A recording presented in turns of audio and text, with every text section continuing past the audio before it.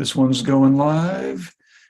We now have the Reinventing the Tattoo channel live. Facebook, let's see. Okay. We've got, thank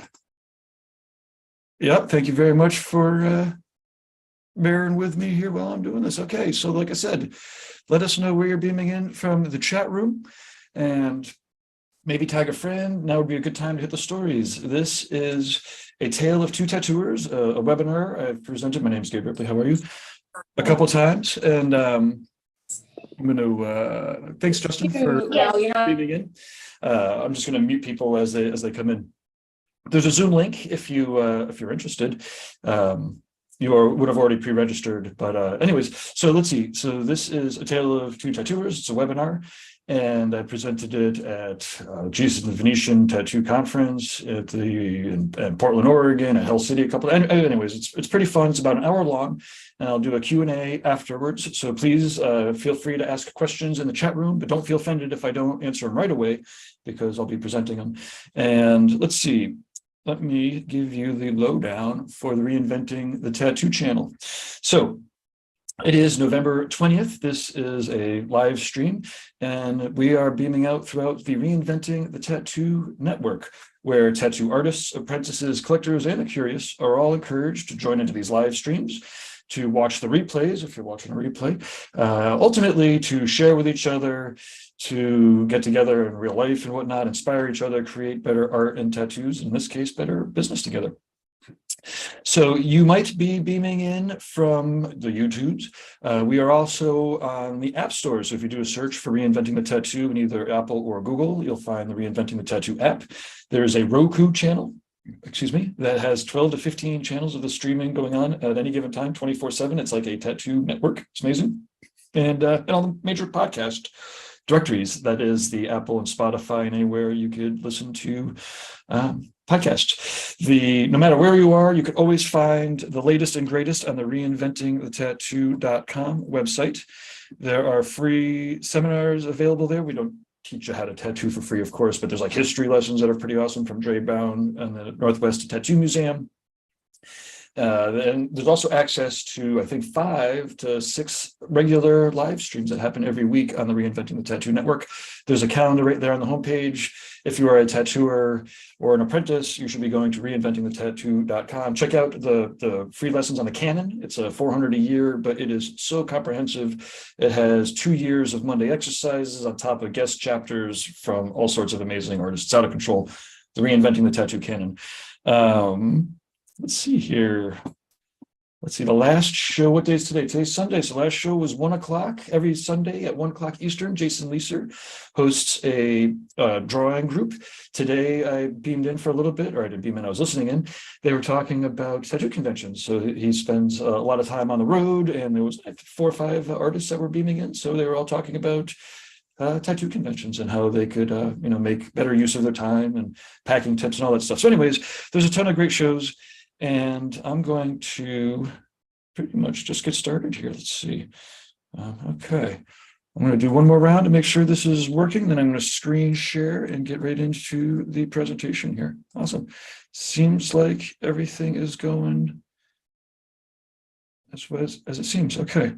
So I'm going to screen share desktop 2. And then get to my PowerPoint. Oh, this is a sneak peek at tattoos.social. It's a algorithm free, ad-free Mastodon node for tattooers. But today we're talking play from start, Tale of Two Tattooers. Okay, here we go. Let me make sure that this is going out right. And survey says, is it working for everybody? Do you see my screenshot here? Tale of Two Tattooers. Come on out. Ah, shit. I'm doing my tech as well as... Okay, there we go, voila. I'm presuming the sound is good. Let me know that the sound is good. Thumbs up in the chat room. Here we go. Okay, so I don't tattoo. My name is Gabe Ripley, but I have been working inside of the tattoo world for over 2 decades. Since the mid-90s, I've been using computers. I'm a computer geek, as well as business, and ultimately inspiring people to create networks with each other, for artists to get together to teach each other. Again, kind of what we're doing here. So what I'm going to do is I'm going to go through a course that I started that I wrote up probably like 5 or 6 years ago, in an effort to figure out how I could best help tattooers in every step of their career, in every stages of their career. And there were a couple of different ways. There's definitely, there's different elements that are at work, and they change over time, right? So the ways that I could help apprentices are way different than the ways that I could help like a master tattooer, like a guy or somebody else of that nature. So like I said, I kind of came up with this, story and this path, and the guy was gracious enough to let me use his artwork as backgrounds, so it makes it very easy to talk behind it. Even though I'm nervous. Okay, okay. So let's see. So yeah, one of the things I was thinking about when I was putting my notes together is that there's so many different stories of tattooers, right? It's like almost everybody's unique, and the power of tattooing is amazing, right? For both the clients, but also and for the practitioners, for the tattooers. And so, you can pretty much do it however you want to, for good or bad. And but there's also, of course, there's similarities, right? So like, no matter if somebody's, no matter what neck of the woods you're in or where in the world you are, tattoos still are permanent on people's body, so there's that the effects of that, are everywhere. So anyways, the stories that I'm going to be telling, for the most part, are all true. They're all pulling from real life experiences from artists that I've either experienced or heard from. Names have been protected, or have been changed to either, I don't know, protect the innocent, or whatever. But anyways, let's see here. You know what? And so one of the things that I was thinking about also was that I should bring everybody in as mute automatically here, is that one of the things that ends up happening, right, is there's an effect that, when you start looking for something, or when you start becoming aware of something, all of a sudden you start seeing it everywhere. That's the effect, right? So it's like you could go through life never seeing, I don't know, a Jaguar car or whatever, or Mercedes, or the cars are the obvious one. And then all of a sudden, when you want to buy one, you see them everywhere, even though they were always there. So it's one of the things to kind of keep in mind, from the very beginning. If you're seeking and looking for positive, awesome, great, contributing effects and people, that's more likely who you're going to find. And if you're in a negative mindset, and I can't help you with this, I'm not a woo-woo kind of a coachy kind of a guy, but the point is, if you're in a negative mindset and you're looking for excuses or problems, you're going to find excuses and problems. So you just, that's one of the first things right out of the gate. In any event, okay, so yeah, enough of the coaching woo-woo stuff. Let's get to the seminar here. Okay, so what are we doing? We're going to be exploring the common forces that affect tattooers throughout their careers. Now, everyone that's been watching this comes from a different background, a different culture, different philosophies, different politics, and of course, everyone is in different stages of their life, right? And different stages of their career. Now, I used to go through this with one tattooer, and then I realized that if I used two tattooers, or I talked about two tattooers, then there becomes the contrast. And so we'll see. I'm a little rusty, and I've got my pencil, so I'm going to try to do my math and my notes, and I'm going to try to compare these two tattooers as we walk through their hypothetical lives. And we're going to talk about the forces that are at work from the very beginning and all the way to the bitter end, hopefully the nice end, but who knows. And with only about an hour, we're going to touch on the main points, but as you can imagine, we could dive deep into any of these topics. And I do dive deep into any of these topics. So who am I? If you're just kind of beaming in and you are just starting the story, my name is Gabe Ripley. I am a computer geek. And for the last 15 years, I've had one of the most amazing jobs. I guess it's over 15 years now, since the mid-90s. I've created an amazing job working with some of the world's most talented tattooers, between developing tattoo websites for TattooNOW and recruiting amazing tattooers to work at tattoo shops, producing professional development events like the Paradise Tattoo Gathering, as well as small ones, exclusive seminars with like Guy Aitchison, or inspiring tours off in the woods with 5 to 6 people. It basically engaged with a variety of different businesses, tattoo businesses, and different tattoo artists, bringing thousands of people together, or like I said, one-on-ones with consulting and whatnot. And because of all the amazing tattooers that I work with, the questions for career advice and whatnot, they're coming in pretty constantly. So let's see here. Let me keep going here. So I'm a computer geek. Like I said, I started programming computers actually in the 80s. I was 8 years old. It's kind of like counting your apprentice years. You're not really supposed to, but oh wait, Derb says that, right? So I've been programming since the 80s, professionally since the late 90s. I did own 3 tattoo shops, so they were all pretty amazing. And I do say failed here because I don't own them anymore. About 4 years ago, they exploded. It was horrible, and I learned a lot of lessons the hard way so that you don't have to. But they didn't fail, because they weren't working. It was doing over 2 million a year in tattoos, and it was amazing. Anyways, the shops were great. So I know that from both points of view. I am a convention and event producer. Again, like I was saying, events large and small, all over the world. Thank you, tattooing. Thank you, tattooers. Thank you for people that are watching and anybody that's ever come to any of the events. Literally from China to Australia to Europe. I haven't gotten to South America yet. I'd love to. Cerveza, fiesta, but anyways, let's see here. And yeah, since the mid 90s, I've been doing this 25 years. I've caught the whole roller coaster ride. If I could do something else, believe you me, I had the opportunity to, and I would. Okay. Hey, thanks, Bradley. That sounds great. Thank you for checking in. Let me check this. Hey, look at that. Kyle's on there working great. Amber, we can see it. Fantastic. So also, don't forget, you could put in your questions into the spots, and then I will, I'll get to them in the end. So let's see here. So this is a familiar infographic, maybe. Like I said, I'm very thankful to Guy. It makes it very easy to kind of actually do this stuff. Now, in an effort to organize my thoughts about how to help tattooers, I set off to create a map of sorts, to follow an artist from their start as an aspiring artist through landing an apprenticeship, becoming an actual tattooer, and then a long, hard drive that some will undertake to become an artist of exceptional influence. So whatever the fuck that means. I put that here in my notes.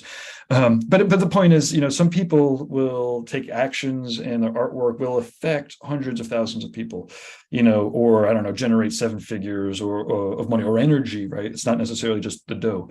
And it's funny because I say here, anyone could be an artist of exceptional influence. And it kind of is true, right? Like some of the people that are at the top are like, well, if everybody else takes the same steps that I took, you'd be here too, right? And the truth is, everyone probably can figure it out, but most people won't, right? Like, so this is kind of a little bit of a, one of those contrasty things. It's like anybody can do it, but most people don't care enough. They're not going to sacrifice enough. They don't see it enough. They're, we'll go over it all, right? But the point is, when thinking about this, you could actually map out, the forces that will help and hinder us, tattooers, along the path. And it's been very useful.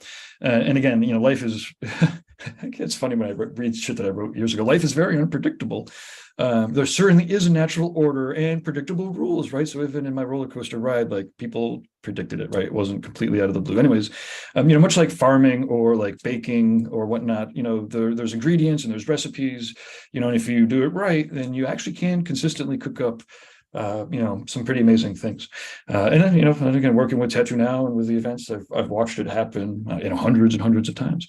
Let's, okay, here we go. Let's imagine an indie movie with your favorite director, and let's hear them in the chat. Who are your, I was trying to help people imagine these 2 different characters, and I'm not going there though tonight.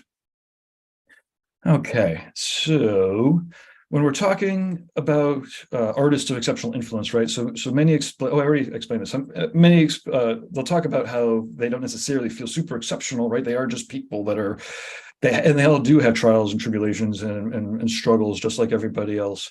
And often when regular tattooers, I hate to say it like that, but often when people will meet people of exceptional influence, right, and they realize, oh my God, wait, they're just regular people just like me. Sometimes I've seen almost the opposite effect, which is, they're like, oh wait, Jeff Goldberg, I'm just like him, he's a real person, he's just like me, or whoever it might be. And And I said, well, that's true.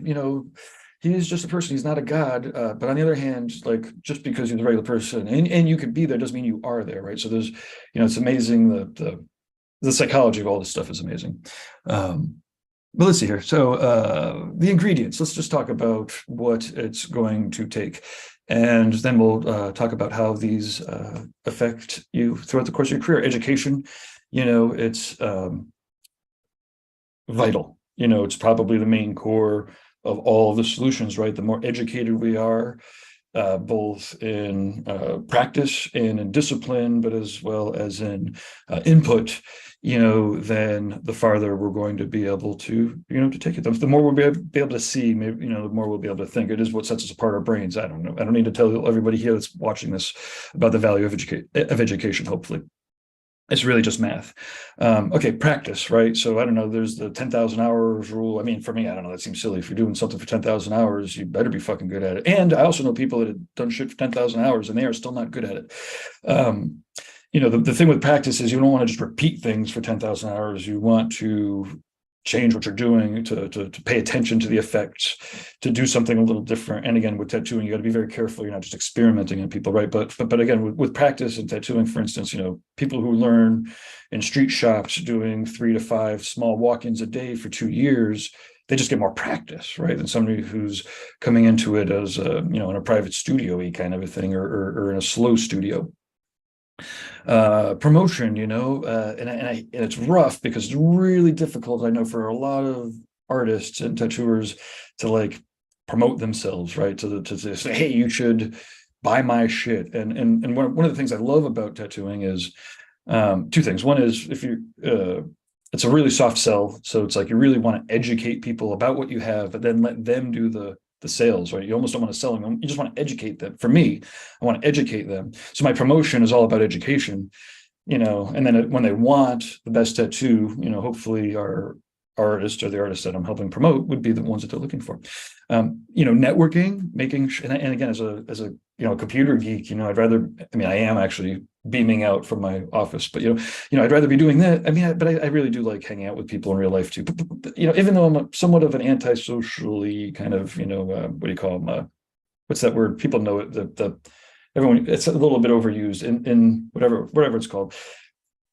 The fact is, the stronger your network, then the more everything works better. And it really is like, you don't want to be the smartest person in the room. You want to be in a room full of smarter people.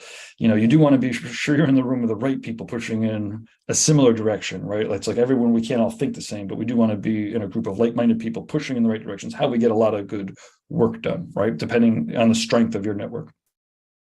And this is where sometimes I'll talk to people about collecting email addresses or their contact database. And they'll be like, oh, I'm just an apprentice. I don't even need to worry about that. Now I'm like, wait, actually, you might as well, you should start that. That's like the perfect time, right? Like, if I think to myself, like, if I kept track of every person that I communicated with for the last 25, 30 years in my contact database, like, that would be unbelievable. To be able to reach back 25, 30 years. And you have the opportunity to now. Let's see. So supplies, and of course you need to be using quality supplies. You can't always afford quality supplies. So you need to find that sweet spot. Luckily for tattooers, your mentor is going to be the person to help you navigate those waters. Spirit, this is the woo-woo one, right? Like, you either got it or you don't, right? Or that's not entirely true. If you don't have it, you could probably learn how to become in tune and get it, right? But the thing is, the more spirit you have, what is it that you have to say? What is it that you're doing? What is you could presume you could render out the best that anybody can, like, Nico or Alex or Ivan or whoever. What is it that you're saying, right? What's coming out of your spirit, right? So sometimes, I remember I heard Guy give some advice. I don't know if he picked it up from somewhere, but it was, sometimes the only advice is just become a better person. You just have to work on yourself sometimes, your spirit, right? Okay, then there's sacrifice. And this is one that most people, especially these days, won't sacrifice enough. Now, again, you don't want to sacrifice unnecessarily. You don't want to, sacrifice needlessly, because that's not sustainable. But on the other hand, it just takes a lot of time, takes a lot of sacrifice of all, and when we talk about this later, I'll talk, it's like whatever, it's almost like whatever it is that you don't want to let go of is almost what you have to like, what you have to let go of, unless it's positive, right? Or at least I guess you have to let go of all the negative. I don't know, we'll talk about it later. And then finances. Obviously, you need to keep track of money and business. And this is where one of my biggest weaknesses is I don't prioritize it enough. So if you're looking for the financial expert, I could point you in the directions that I'm trying to go to. Okay, so it looks like we are still working. The chat room's going. Fantastic. Okay, so let's start our journey here. Now, before our artists, and we have, I suppose, 2 of them, right? Before they land their apprenticeships, they're starting to build some of the essential skills that are necessary, right? Now, these skills are going to form the foundation of their career and really foundation of their habits. And we all know lots of shop owners who will not re-apprentice people because you have to unlearn all those bad habits, right? And this is what we're talking about, like the foundational skills and habits that you pick up right away are so important. So let's follow our hypothetical tattooers as they build up their skill sets in different ways. Oh, I'm really hoping my notes stay this updated. Oh, I got somebody in the chat room here. Justin is looking in the background. Yeah, awesome. No problems. We'll have a Q&A will be after this. And if you're watching and you want to zoom in, we could get you the link for that. But okay, so let me see if I can move to the next slide. There we go.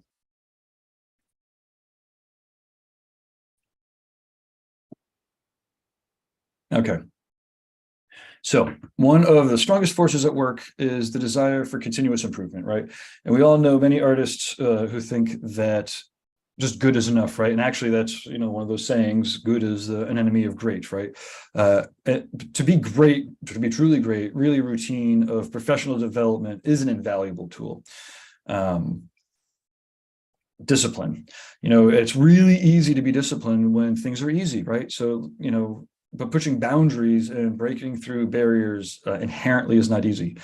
It takes a disciplined personality to push through discomfort, right? Without discipline, it's really easy to settle for good. I mean, I think that's one of the special forces sayings, right? If when you think you're done, when you think you're at your max, you're at 40%, right?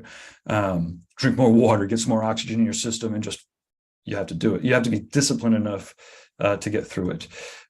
Having a healthy work ethic, and this doesn't necessarily mean working 80 hours a week for 30 years and yourself into the ground, I hope. But it does mean making sure that you will work enough. You got to work enough. It takes you need to show up to work. You need to be focused on it. You need to leave your shit behind, right? You can't bring your drama.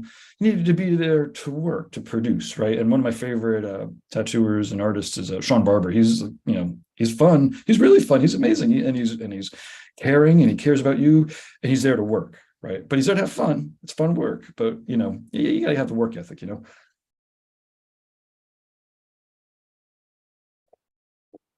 And then, okay, so we could start the math here a little bit, and we'll start here right out of the gate, right? So let's just take 1 hour of professional development a day, improvement a day. This is, people in the very beginning of their careers, right? You probably have way more hours than that, right? If there's 365 days a year, that's 365 hours, right?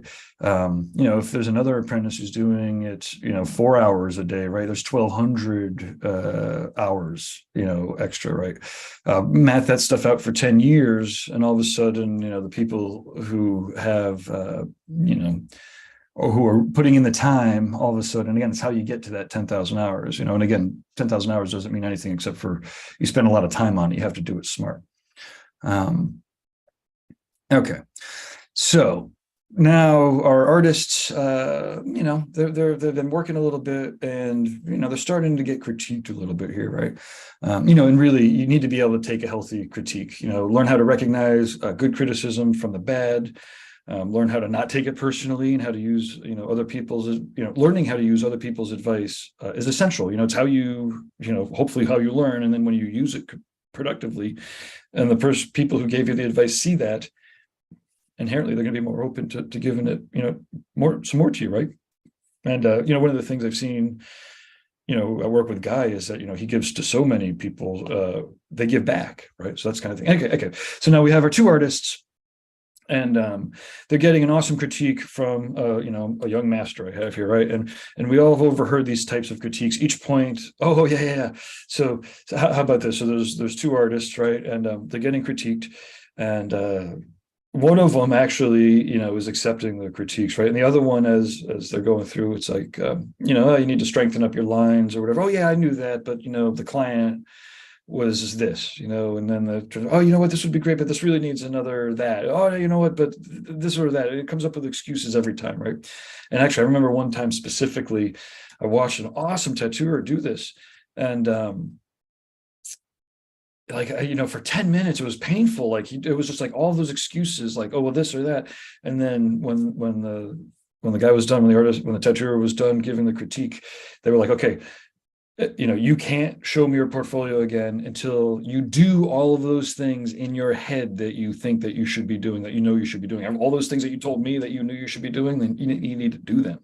And really, that is one of the main things that really separates out some masters from amateurs, right? And sometimes it could just take practice to really understand critiques and to take those critiques and actually put them into action to understand.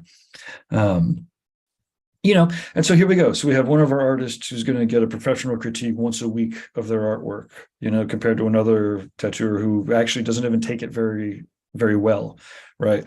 That could be, 52 critiques a year, that's an amazing amount of awesome critiques compared to somebody who's not getting any, right? Again, map that out 10 years, 520 critiques, that's worth, a tremendous amount, right? Okay, so replication. At this point, the artists are often, as everyone here has experienced, you're often just replicating things that you enjoy, right? And again, you need to be careful that you're expanding your skill set so that you can understand how to render. But you're not doing it necessarily. You're not like passing off all the work as your own. You're not like ripping shit off, right? In the replication, that's going to be useful, obviously, for flash tattoos and for a lot of tattooing, right? Or photorealism and stuff. Exploring, right? Let's not get stuck in ruts. Make sure that you're starting a routine, or if you can, start a routine from the very beginning of, again, expanding your mind to other cultures, to travel around a bit. I guess we talk about travel more, but really at this point, just making sure that you're not going to be. And again, there's a million different ways to do it. Everyone has their own, but it's beneficial to have that open mindset, right? To not get stuck in the spots that you're at, to really be anticipating and enjoying, experiencing the variety of life, right? So now we have now our artists, a couple of years later, right? We've got them. They're talented artists with technical skills, right? And they want a tattoo. They're on their quest for an apprenticeship, right? And really often the hard part isn't necessarily finding an apprenticeship, as hard as it is, but finding a good apprenticeship is even harder. Often travel is going to be necessary. It depends on where you are, I suppose, and what the action's like there. But for the most part, if you're looking to get a good apprenticeship with a good shop with awesome artists, you're probably going to have to travel. You might even have to travel to get the art schooling necessary to be attractive as an apprentice. Again, these days it's getting harder and harder. It'd be interesting to know, people in the chat rooms, let me know how much art training you had and how much traveling you had to do to get your apprenticeship. It'd be interesting for all the other people to know. And I know you're watching because I can see you on here, everybody. So please get into the chat rooms. Let me know, like I said, how long it took. Did you spend years? Did you have to go into hundreds of tattoo shops? Did you have to travel halfway across the country? Or did you just start off like in Chicago when your tattoo artist said, hey, let's do this? It's always fun to know. In any event, the point is, the more you're open to traveling, then the more options that you have. Networking, of course, this is what I was talking about earlier, is going to be helping you expand your opportunities. Just straight up, the more people that you have positive relationships with, that you're contributing to, that have your best interests at heart because you have their best interests at heart, you'll find then there's going to be more paths that could come in your way, right? They have books on like creating your own luck and that kind of stuff. Oh, I have it right here. Luck is not random. You make your own luck. Go figure. Okay, so let's see here. So Artist B does land an apprenticeship in a year or two, kept on hanging out at the local studio, getting tattooed and cleaning up until they took him in. Our first artist, Artist A, they kept at refining their portfolio, right? So maybe it took them longer, right? So this is the artist who's, our responsible artist, Artist A. But because they've been feeding their visual library, right, they've been expanding their mind and are exceptionally picky. They haven't, really found a mentor they jived with yet, right? Tattoo artist B, they ended up at the spot where they, started getting tattooed, right, without, too much care, right? Artist A's, holding on, right? Instead of just getting a local apprenticeship, they're really keeping at their artwork. They're going to online schools and classes. They're going to local art groups. Attending a ton of conventions. Remember, they're getting critiqued, maybe not once a week, they can't afford it, but once every other week or once a month. Artist B can't really go without making the mentor jealous, but artist A keeps on just meeting cool people and getting their portfolios critiqued at shows, et cetera, et cetera. It's costing money to do all that, right? They're not there, but it's well worth it for them, right? So the two artists also differ about having something to say. This is what we're talking about with the spirit, right? The technical skills at this point might even be, still pretty close. They're both making, leaps. Maybe the difference isn't super great. Artist A, has something to say, right? For better or worse, they're able to attract like-minded peers and clients.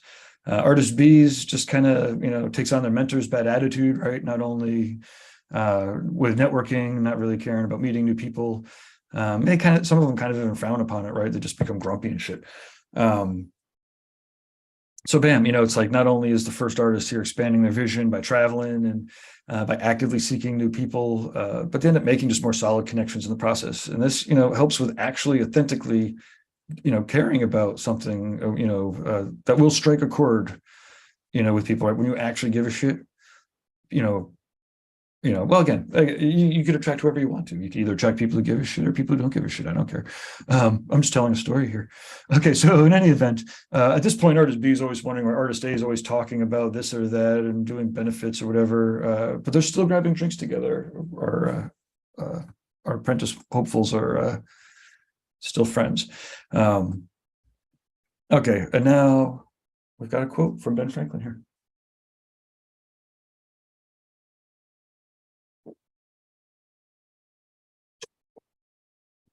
I'd be interested to know how many people in the chat rooms. Oh, come on, Amber, come on, Kyle. You guys got to tell me about your apprenticeships. So you two, JP and Bradley, I know you're watching, unless my things aren't updating here. Business plans are another, and plans are essential, right? And we know that things are never going to go according to plan. But on the other hand, when you have a plan, then you actually can adjust appropriately, right? And again, part of it's like just having a map and knowing where you're going.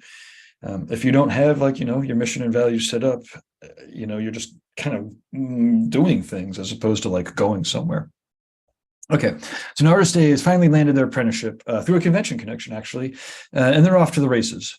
Now, Artist B is pretty much thrown to the wolves, right? Which is kind of nerve-wracking. It's great for your nerves after you get through it, but as I usually stick to the thing, if a client doesn't want it, they end up walking out, but that's okay. They tattoo enough. And now learning the basics and starting small, right? So it's like, again, this is where you really do just need to take your time, and especially with tattooing. I mean, I don't know, same thing with the business. Like you could use the same analogies, right? Like you just need to do a lot of small things to see what the effect is on the skin. You do the same thing in your marketing and whatnot, and just seeing what's going to stick.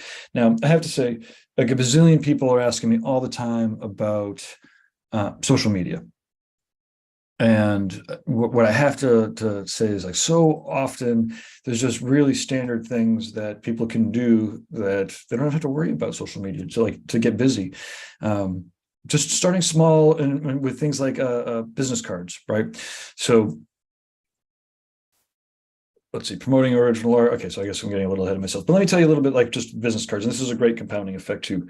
So let me know in the chat rooms, how many business cards do you give each of your clients? And hopefully some people have been watching these videos for a little bit and they're like, I give 10 business cards to every client, Gabe.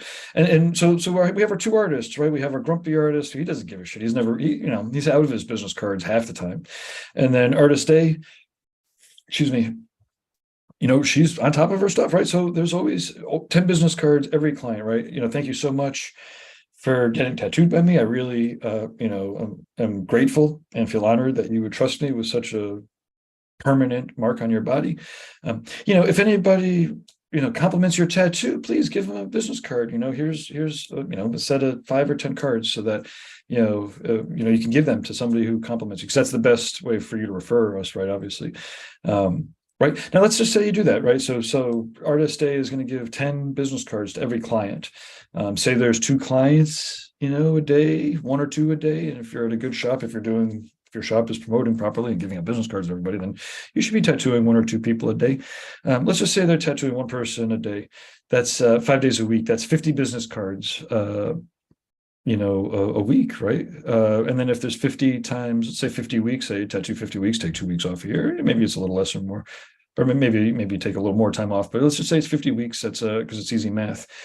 What, 2,500 business cards? So we have one artist who isn't really giving out many business cards. Maybe they give out a couple hundred. And then there's another who's giving out 2,500, right? A year. And so those are all the people who want to get tattooed, right? So, that's a great tattoo. It doesn't make a difference if it's a fucking upside down infinity symbol on a wrist. Who did that? Gabe at a lasting impression tattoo. Here's a card. It's amazing, right? And again, these are compounding effects over 10 years, right? That's fucking 25,000 business cards going out. Come on, it's amazing. Then, match that with postcards, stickers, refrigerator magnets, again, these are all things that people are doing, could be doing during their apprenticeship to promote their original art. And then ultimately figuring out, making sure that you're getting your supply advice from your mentors. Oh shit, I don't know definitely on the replay, this worksheet will be available. This is our mission statement, right? So often people will probably hear me talk about mission and values. And I have to say, after I went through my shit show, it was the mission and values that actually got me through a bankruptcy and people saying horrible things and me failing miserably. Kind of in that order, right? Like I didn't set the fires, but it was my responsibility to put in the sprinklers, and metaphorically speaking. But at the end of the day, when I was getting, down to the core of things, I was like, well, what is my mission and what are my values? And if I stick to that, I should be okay. This is you could do a search online for like mission and values, and you'll see all sorts of great videos, right? Simon Sinek does a bunch.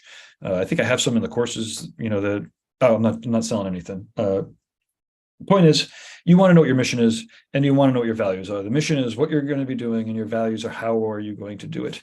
And you'll see here a while back, I think we had a little mini magazine. I don't have one kicking around. Well, I do have one kicking around somewhere.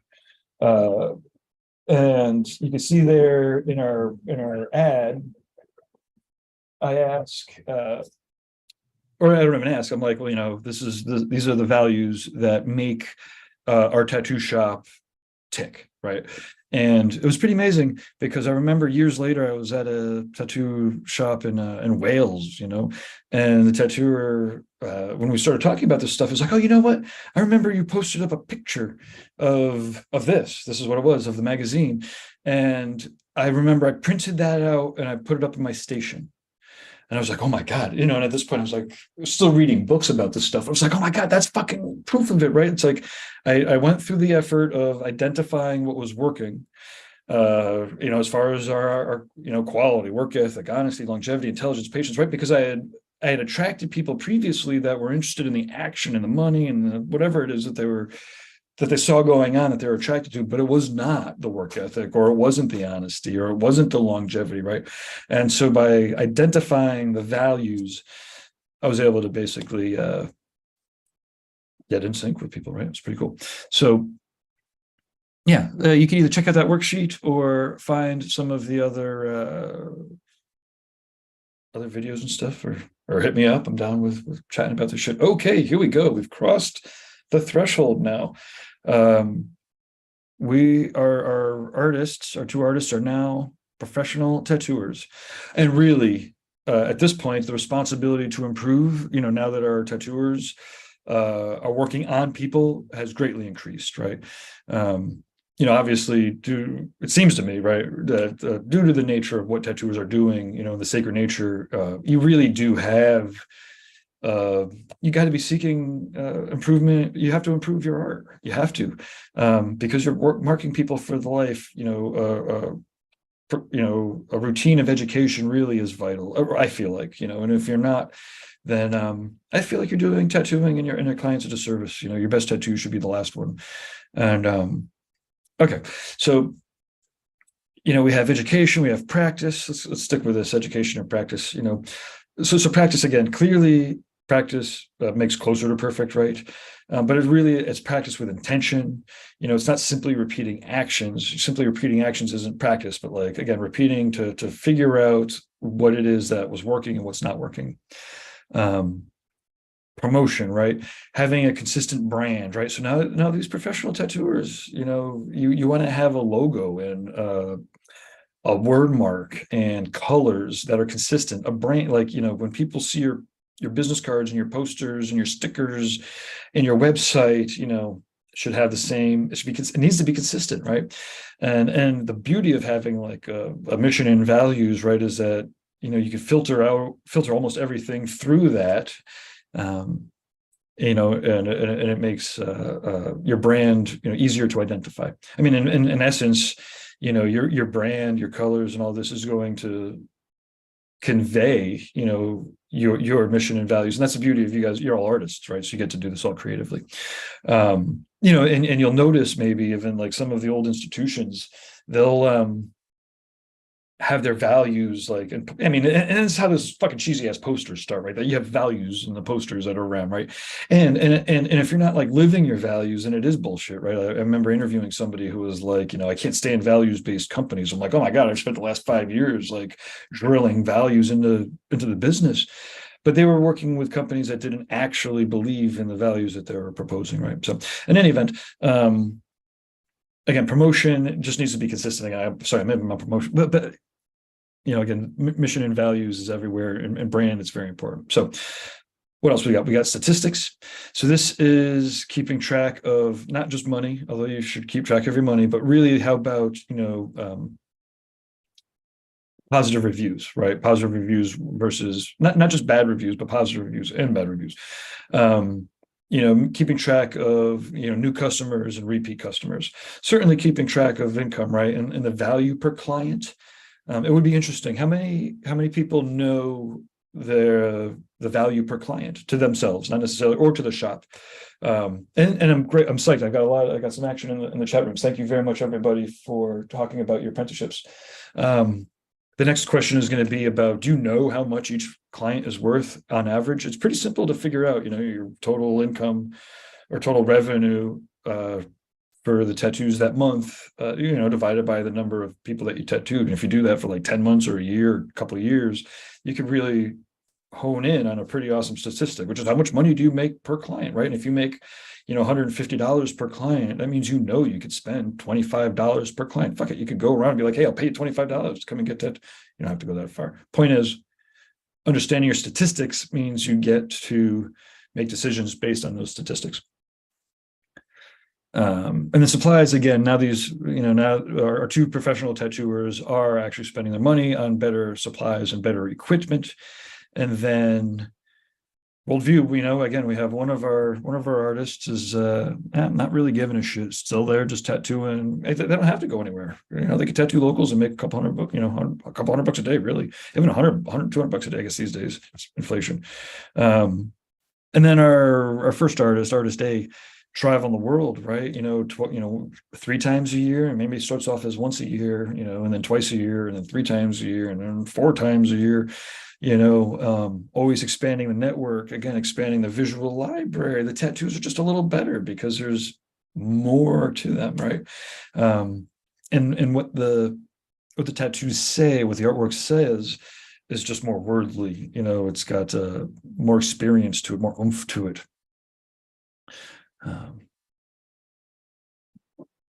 Okay, so experienced professional tattooers. Okay, now we have experienced pros. We're talking 7 to 12 years.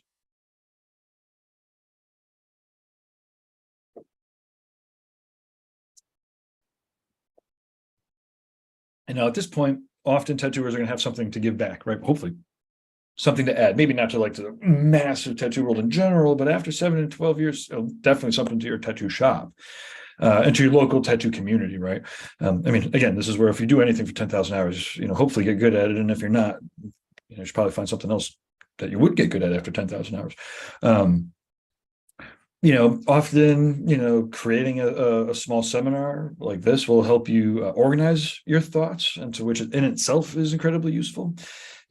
Often I try to encourage our tattoo shops or the tattoo shops that I work with when they're having their shop meetings, hopefully every quarter, every month, that they, one of the artists is teaching something, right? Whether it be, even, a younger tattooer might know how to talk to people better than a grumpy old tattooer. The grumpy old tattooer definitely knows how to put tattoos in better. Somewhere in the middle might have a skill with script or whatever, right? And again, just the concept and the putting into practice, teaching. Again, it helps you organize your own thoughts. It also reminds you that you should be seeking out. Well, again, it just helps all around. It's amazing. And I'm not talking about making like 3-hour epic seminars. I'm just talking about 10 minutes of like, what do you have to give back? Now, at this point, avoiding distractions it's unbelievable. It's not unbelievable. It's perfectly predictable. Again, part of the beauty of tattooing and being a tattooer is that it's going to allow you to be whatever you want to be, right? And our 2 tattooers now, they've been tattooing 10 years, right? They're making pretty good money. Even the guy that's just hanging in his hometown, right? He's now doing $300 a day, $400 a day. The other A might be doing, $1,000 or $1,500 a day, right? But still, $400 a day, you can do whatever you want to, right? The point is, like I'm saying, tattooing will allow you to be anything that you want to be. And that's it, right? So like, if you want to be an asshole, you could be a major asshole and still make $500 a day, right? Like you could do all the drugs, you could have all the sex, you could eat all the food, like gluttony, sloth. You could be as lazy, you kind of be as lazy you want to be. If you make $1,000 a day, $1,500 a day, there's nothing stopping you from working 3 days a month, really. Any number of excesses really can be distracting.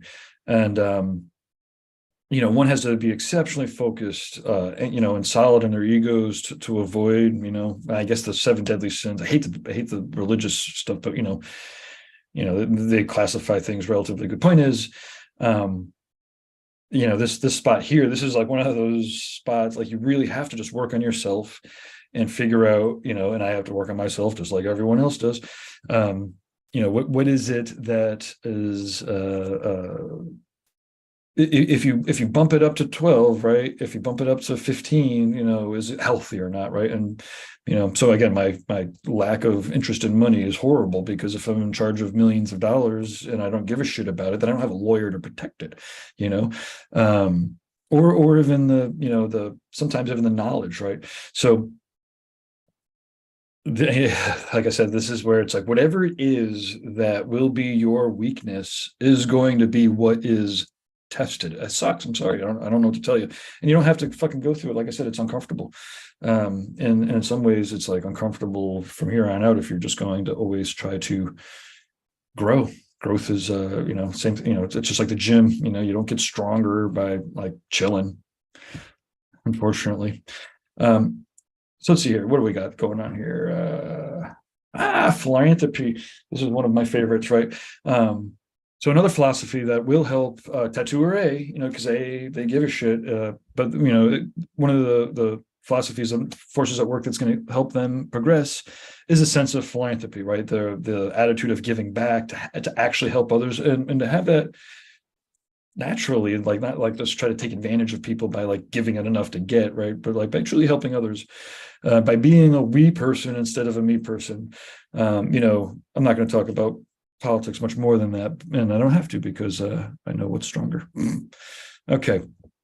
And then sacrifice, and again, this is kind of, again, all these things are really in balance, right? Like, if you're truly going to be exceptional at things, seems to me that I've never really seen anybody do it without sacrificing a tremendous amount of time, money, friends, sometimes family, certainly video games, and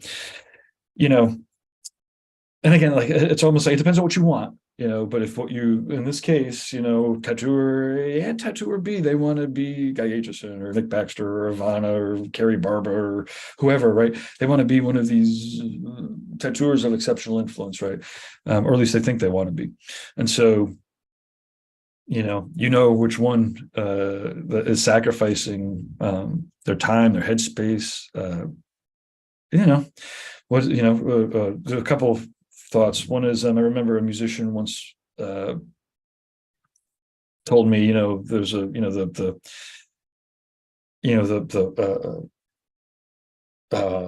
parable, in the music industry or whatever, is like, as soon as you give up on your dream, someone else gets it, right? So like, you just can't give up, otherwise someone else gets it, unless it's horrific. I don't even know what to say except for okay. At this point, also being engaged heavily in the industry again, we all know awesome artists who will actually be engaged and then get the fuck out, right? Because you can be an awesome tattooer and tattoo every single day and be cool, but not be heavily engaged in anything, right? Like, if you have your 30 to 50 clients, you could tattoo them, they come back with their friends and family, right? That's cool. And that's one of the beauties of it, right? Like, all this drama and this craziness, like, you don't have to engage in it. You don't have to get on TikTok. You don't have to be a fucking movie star to be a tattooer. You can tattoo people, they come back with their friend, awesome, give them a great time, they come back with their friends and family. Now, that said, the artists who want to be exceptionally influential, have to inherently be engaged heavily in the industry. I would say.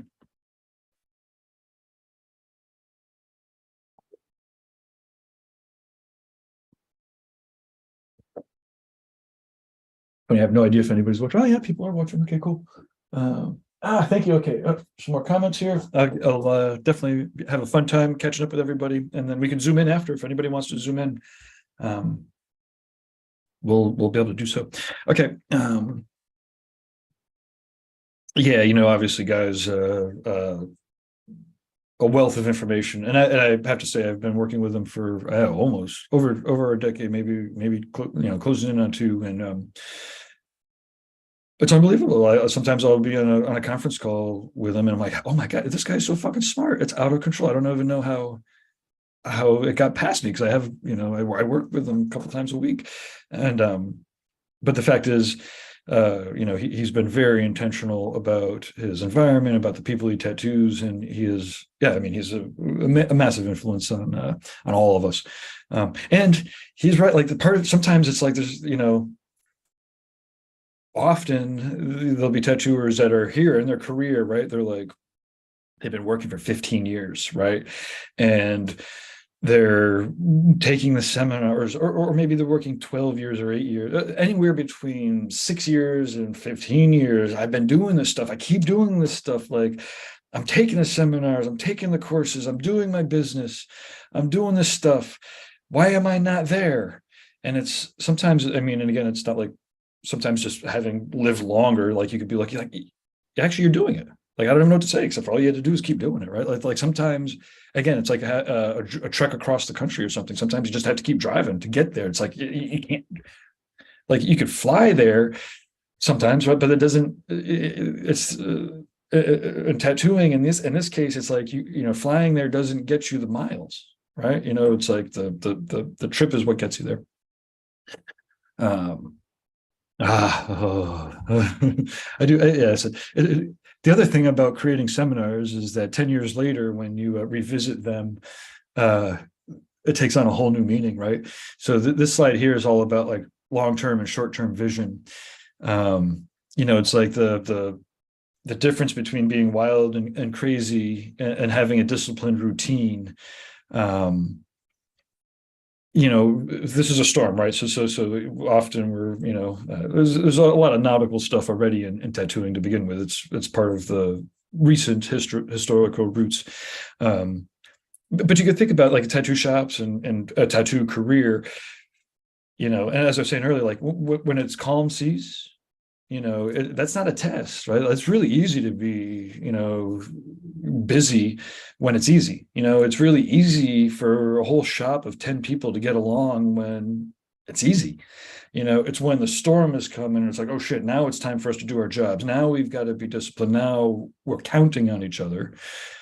That's when all of a sudden that wild and crazy falls apart. And we've seen this in hundreds of tattoo shops. The wild and crazy has a lower ceiling. I mean, it's cool. I like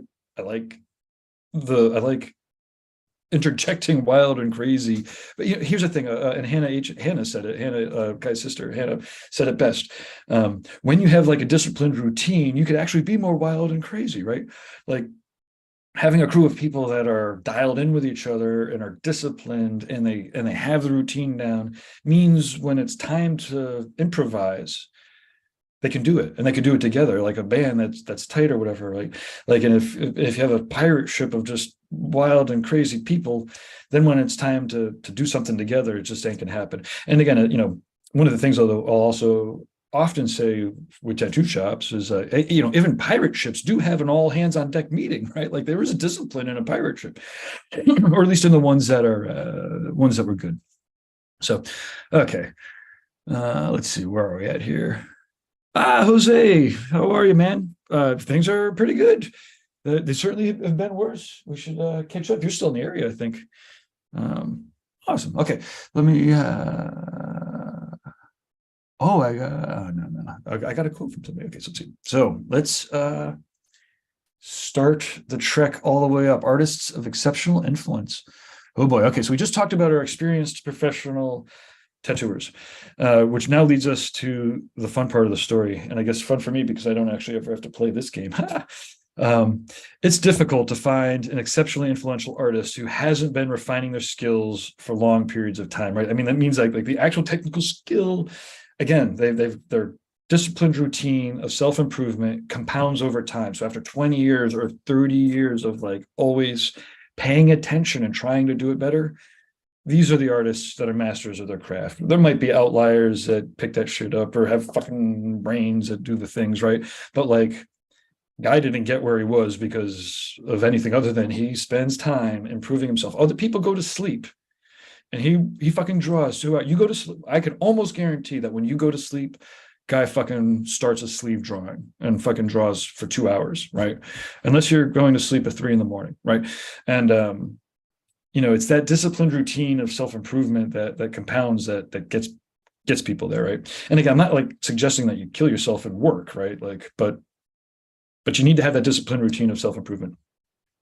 After spending many years working hard and producing amazing results, the artists of exceptional influence are often true leaders, right? And this means whether naturally or learned, the understanding leadership theories and skills or techniques will help you reach more people, right? And this part I've had to work on tremendously, and I still have to work on. Like, some people will end up with more influence than they have skills to lead, which is really rough to watch, right? I had a pretty rough ride with my leadership. I've watched people that have 400,000 followers say utter crap, and it's like, oh my God, you don't understand. Like you have 400,000, well, not 400,000, you have 4,000 of the 400,000 people listening to you. Like, you can't say that shit. In any event, so when we find problems that no one else has the answer to, you will often find an artist who creates it, right? So, or who creates the solution. Okay, master of craft, experienced leader. Okay, so leadership, be intentional about it.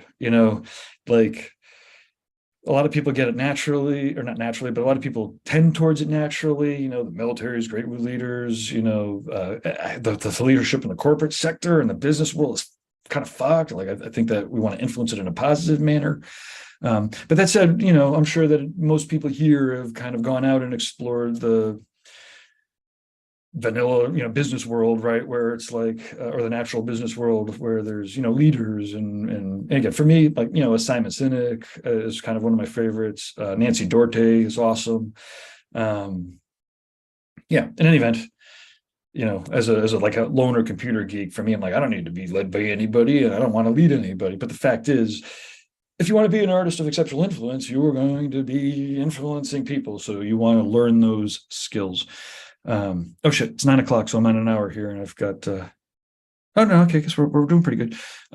Okay, so then creating the avenues of promotion, right? So this is where like Tony Rommel created his magazine, or Jeff Gogway. Does everybody have Jeff Gogway's new magazine? Everybody online, do you have Jeff's new magazine? Jeff and Laura Ollinger. Again, he created. He's like, there's no magazine. I mean, this thing's out of control. How fucking awesome it is, and every part of it is made with love of the tattoo world, right? And you can do it, right? Jeff did it. Jeff and Laura did it. When you're working hard enough and you see the void of what's not there, often this is where the artists of exceptional influence are hopping in there. Creating avenues of distribution. So this is where Derb was an awesome influence, right? So he saw the void there. Like, and again, often this is happening because whatever it is that's interesting, not even interesting, whatever it is that's like obsessing, said artist, is where they're going to be trying to come up with solutions to those problems that they're finding. And they have creative ways to do it, right? Designing tattoo supplies, truly becoming innovators. And again, this is where, our first artist has traveled the world now for 20 years, 15 to 20 years, four times a year has been traveling and getting critiques. They have such a palette. And again, as artists, you can imagine, like, not only is their visual library expanded, but their brain palette has expanded, right? The concepts that they have to pull from when they're thinking of solutions to problems are greater. Evidently, my spelling hasn't gotten any better. Innovator. Maybe I was thinking about trying to go to INS. If anybody wants to do small events at INS, I love INS. Anyways, and then the persistent brand, right? So, for 15 years or 20 years, if someone's had, like, you could think of like Nick Baxter, like somebody who's just had a consistent brand, right? Is always going to be more powerful than people who have random kind of that don't. And often some artists, their brand actually becomes what makes them that brings them into that exceptional influence. And then often embracing the community. I guess at some point we've seen some personalities, become celebrities beyond the tattoo world, that don't embrace the community. But I don't know. For me, the artists of exceptional influence that are embracing the community, their goal is to give back to the community that has supported them for so long. Again, it's that back and forth of, and it's tough because there's so many assholes and there's so much bullshit and there's so much drama. I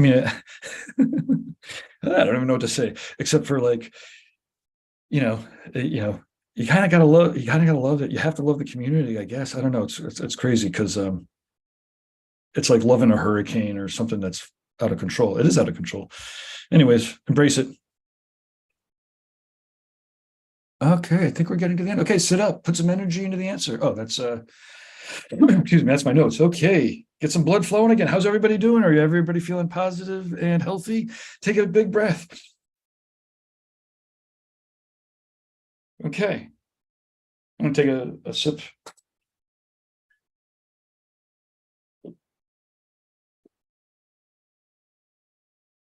And we're going to recap and then do some Q&A. actually want to do a recap. I'm going to read off some of the comments, and then we'll do some Q&A. Okay. Oh, shit. I just...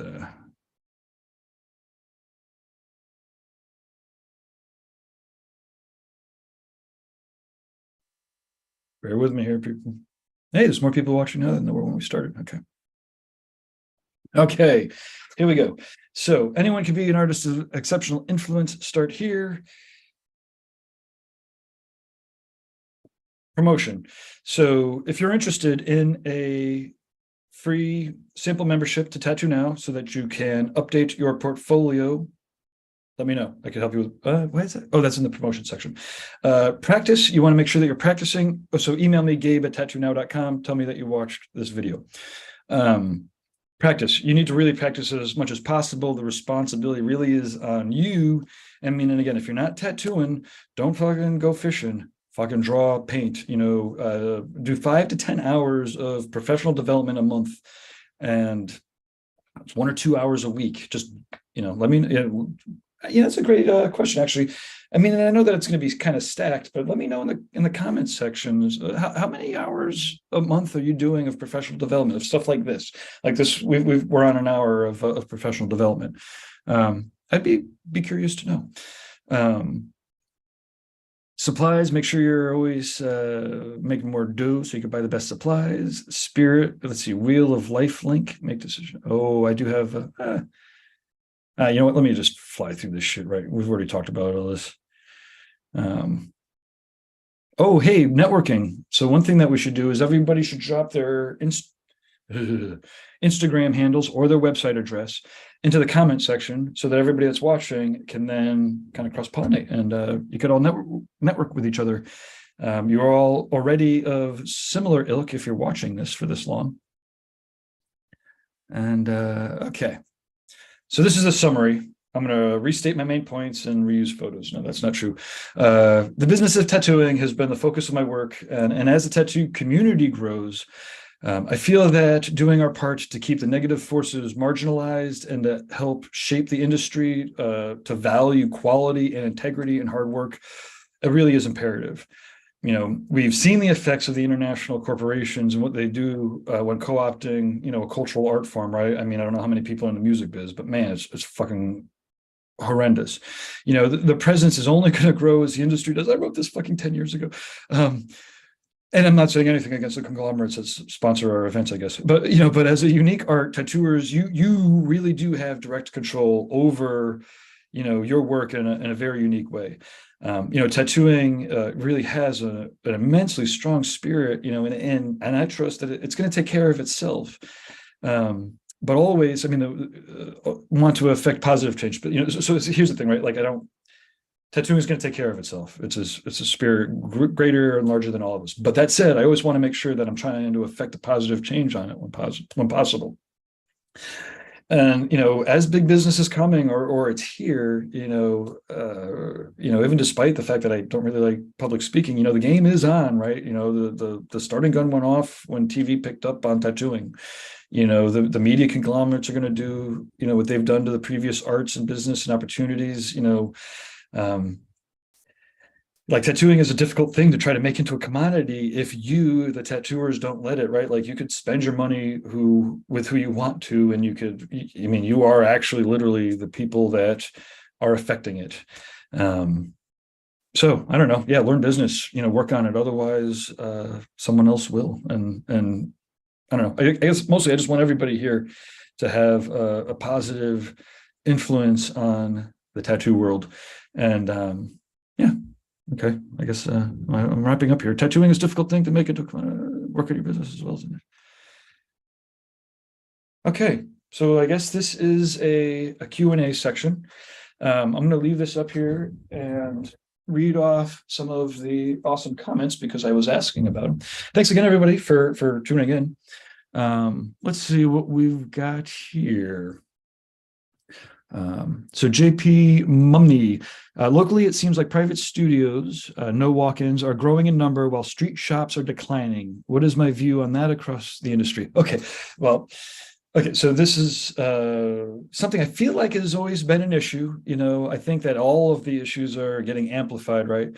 Um, for me, having a tattoo shop means that you have enough energy to be able to create an environment that is not replicatable in a private studio, right? I mean, I get two things. One, I think it's awesome. If there's not any good tattoo shops in the area that suits your environment, then fucking make one, right? You can do that. It's not super trivial, but you could do that. I mean, and I do think, and I come from an era where it's like, I want to work with tattooers that are contributing. And if you're contributing, that means you're bringing in more business than taking away. You're not taking away any business. Now that said, if you're working at a private studio by yourself, you're missing out on all of that professional development, the critiques, walking a client around the studio to show them off, to be able to walk that client around the studio to get the critique afterwards. I mean, at the tattoo shops that I used to own, we were sending people, to Japan, right, on pilgrimages around the world to study with the best tattooers. I'm looking at the completely wrong camera. Those were things that we were able to do as a tattoo shop because we had, a lot of artists that most shops couldn't do, and certainly you couldn't do as a private studio. So I think that ultimately it puts the onus on the tattoo shop owners to make sure that they're producing an environment, creating an environment that tattoo artists just can't replicate. And the fact is, if you're a tattoo shop and any of your artists can just rent a spot for $1,500 down the street and replicate that environment, then they probably, like, no harm, no foul. You should be creating a better environment. Do those art nights where you're bringing everybody together, like literally spend the dough to get the shit happening, right? So that's my thought on private studios, right? So artists that open up private studios, that's awesome. They're creating an environment that they want to. They're going to have to make sure that they're networking with people, doing maybe things like this, or traveling to conventions, or bringing guest artists through, so they have, they're not just working solo. And tattoo shops, you just always got to keep working hard to make sure that you're producing enough value so that tattooers can do it. And I have to say, there are enough tattooers out there that would love to be able to walk into a shop, do 2 consultations a day, and then tattoo 3 hours on one person, 3 hours on another person, and then go the fuck home, not worry about it, and give them, 40%, sure, 30%, sure, to the shop, like, yeah. I mean, I think that, a lot of people will say that the era of big tattoo shops is over. I'm not going to get back in the ring, so I'm not going to necessarily argue with that too much. But on the other hand, I think that it's always happened, and a lot of it really is on the shop owners just to be able to create that environment. Okay, so Bradley Robinson, hey, Bradley. My apprenticeship was very difficult to land because I was in the Army, and a lot of the shops refused to work with me because I would be gone at a moment's notice. But I was dedicated and didn't quit. You know what? And I think that both points of view are probably all right, because the reason why a tattoo shop would teach somebody is ultimately either, well, usually it's so that the artist will then tattoo there. And right now, tattoo shops need badass tattooers. Like there's, we need, if you're an awesome tattooer, look me up. I could get you to a great tattoo shop. There's so many shops that are looking. And so, if you're in the Army and you're moving around, and ultimately, if you're in the Army, that is your, your focus. And obviously, you learn how to get past. I know Jesse Smith was also in the Army. He was tattooing people in the barracks and whatnot. Okay, so let's see. So, Bradley, you give 2 cards to every client along with a sticker pack and an ointment. That's awesome. You might try for a month, give them 10. I don't think anybody's going to give 8 of them back, right? And then all of a sudden, you can almost start, I don't want to say training your clients, but like if a client has 10, they're more likely to, that's an so it's a subtle way, to say, hey, give more out. And then when they're out of them, often you'll find people are going to come back. Hey, I gave out all those cards. Could I have some more to give out? Also, I think we're not quite in sales pitch time yet, but in 15 minutes, you could help with affiliates. We have an affiliate scheme set up so that, anyway, okay, so let's see here. So JP, I apprenticed under a program called Reinventing the Tattoo. Guy's a fucking badass. Unbelievable wealth of knowledge. After a year of practice, I was able to start working at a street shop. Awesome, JP. After 3 years in a pandemic, I didn't feel like I could do my best work in a street shop, so I opened up a private studio that's art focused. I did have a couple of decades of art interest prior to picking up a machine, and it seems like the art side of the industry is also on the rise. quality over quantity. Yeah, 1,000%. Although at the height of my tattoo shop, I was, you know, I had the hubris. I was like, quality and quantity. We were fucking busting out so many fucking badass tattoos. It was amazing. But you know what, that art interest prior to picking up a machine, again, things are changing, right? Like back in the day, you know, you could be a teenager and learn how to tattoo and actually do, and I know plenty of artists that, you know, picked it up when they were teenagers, and I love that. I do. That said, the last couple apprentices that, you know, we brought out in the tattoo shops I owned were illustrators. You know, like not only were they fucking illustrators, they were fucking badass illustrators. Like they're sick. They're still sick. Like even, you know, and so those are the people that we really want to bring in, right? So if you're an apprentice, like I wouldn't even, I mean, you do what you want to do, but like the goal of an apprentice is to contribute. The goal of any artist is to contribute to the shop, right? So like, but the apprentice, you know, if you take 5 years, 8 years, 10 years to hone your art skills, then you have something to contribute to a tattoo shop, your art skills. So yes, so the bar is rising for everybody. And then it was Jose. Nice to catch up with you. Bradley, so many hours. I'll start keeping track. I never thought to keep track of that, but that's exciting. He's talking about keeping track of professional development, and Bradley's clearly keeping up on all the stuff. He came out to a couple of the events, and so JP Mummy, what about a private studio with multiple artists, the best of both worlds? Yeah, you know, and here's the thing, right? I didn't hone in on the mission and values, right? It like, and as with every answer, really, it's like it depends. You know, it depends on what the mission is. But to your point, having a private studio that has, like, say, 3 booths, that's off the beaten path, so everybody can stay focused, sounds like a fucking cool gig to me. You know, unless you're looking for like action and 5 people to, you know, be around. Again, part of the beauty of tattooing is you get to craft your environment, right? So if you feel like that would be the best of both worlds, voila, it will be.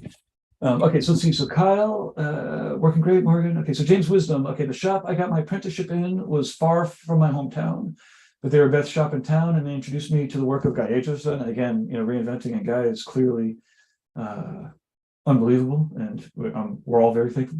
Kyle, it took me a few years to get into an apprenticeship with a specific artist. Took a while for the timing to work out, and that's you know, one of the things I was talking about. Oh, it's in the Zoom. So let me Zoom link is coming. So let me stop the share.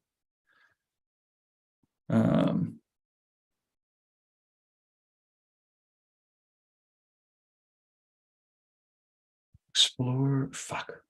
TattooNOW. It's the business roundtable one. But I need to tell people what it is, because otherwise you can't get to it. I sent an email out earlier. I apologize, everybody. Oh, you know what? I'll just drop this shit in the chats. Justin, if you want to unmute yourself and hop on, that'd be cool too. Participants. Copy invite link. Okay, give me 2 seconds, everybody. I'm just dropping out this link to folks.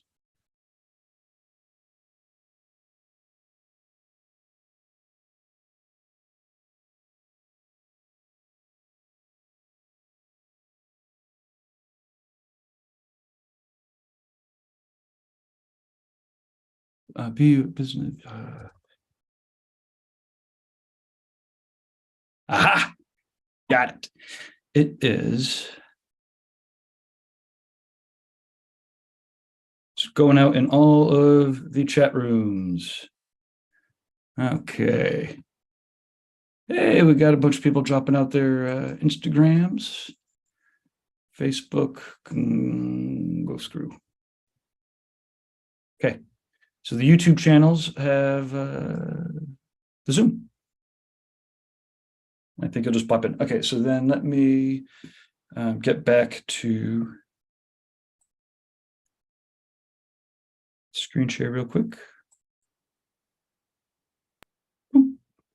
Okay. Oh, that's a content calendar. but let me get to, hey, Mango. We're just wrapping up here, but we're doing a Q&A, and I'm reading off. I think I got through most of the comments now, though. So I do have a couple more, one or two more slides that people would probably dig.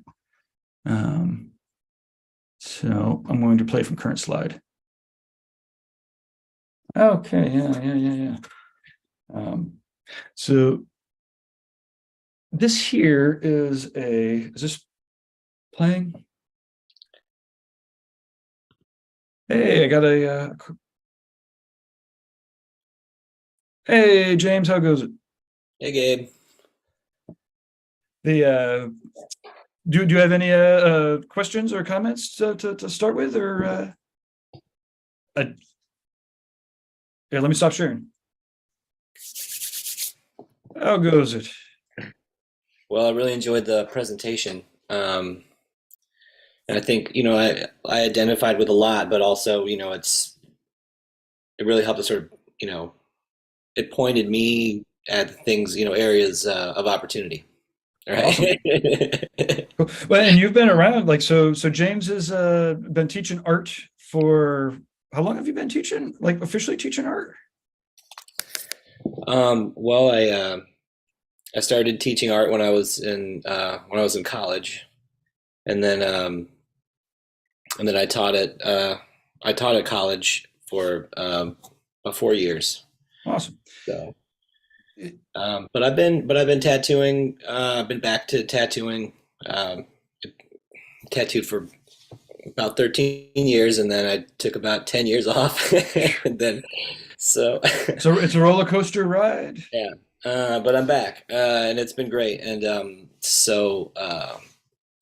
professional development wise, I've been like sort of just immersed in this community, and I'm doing that almost every day. Oh, just Mhm. about every day. I'm in the classes with Guy. So that there's a lot of content um, to consume and to activities to do. And then I'm working with TattooNOW, which has been amazing. And I mean, I just I wish there were more hours in the day, right? I hear you 1,000%. Well, hey, so let me, I'm going to show this. People are still on. I have this slide at the very end because I'm not sure how it goes, but I really love it. And it shows here. I was looking for this slide here, right? So this here is like a wheel of life where you could you map out your different sections of your life, and then you could rank them, and you could figure out where you have your flat tire. You really want to have a nice. But then what I found was, because this is just very useful, and I often will put my values in there. Oh shit. You can put your values in here, so then you can gauge how well a decision is balanced off your values. But what I found was this one here, and I don't know if it's going to hit anybody else the way that it hit me. And I don't even know how to find it, so you might just screenshot it. But this is this is like a path of life, a wheel of life. I don't know, and there's different philosophies that have different versions of them, but this was just real straightforward, right? And it starts over here in birth, stage 1, early childhood, the innocent in the nest. The task is the ego formation and the care of innocence, and the gift is luminous presence, the center of gravity, spirit, right?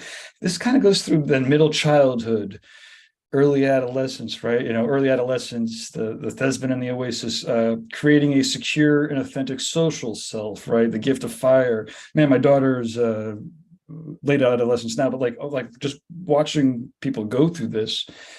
And then in some ways, I think when I saw this, it was I don't know, it was like late adolescence, or yeah, you could see tattooers get stuck, or you could see people get stuck in places, right?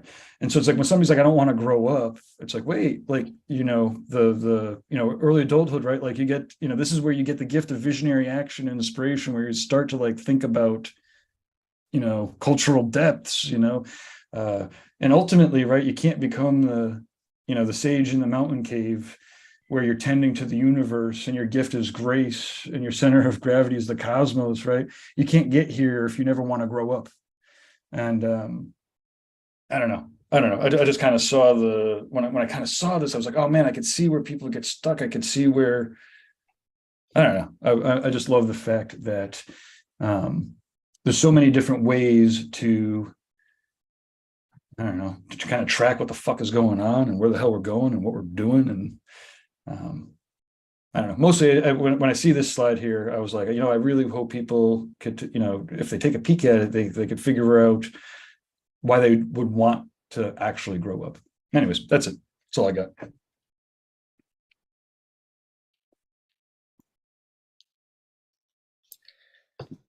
I guess I believe the goal of that wheel of life you showed is it's probably like, almost like a return to innocence, like a, becoming a child again, but growing up first. And then It's exactly like that. Yeah, being able to be like, I don't know, like not dragged down by the weight of, of your life. It's not easy. No. And it's not guaranteed, right? Like, I guess the other thing is now we're getting back into the philosophical, but it's like, if you don't live every day, like it could be the last. And you kind of have to, and you don't have to, but I try to, because we know the bad news is coming. That's all it breaks down to, right? And if we're lucky, we get the full life cycle. And so there we go. But I'm at it. Thanks for watching. Thanks for watching, everybody. I think we're good, James. We're catch up with you tomorrow morning, bright and early, huh? Yes, sir. Looking forward to it. Awesome. Well, cheers. Thanks again, and we'll catch everybody in the future.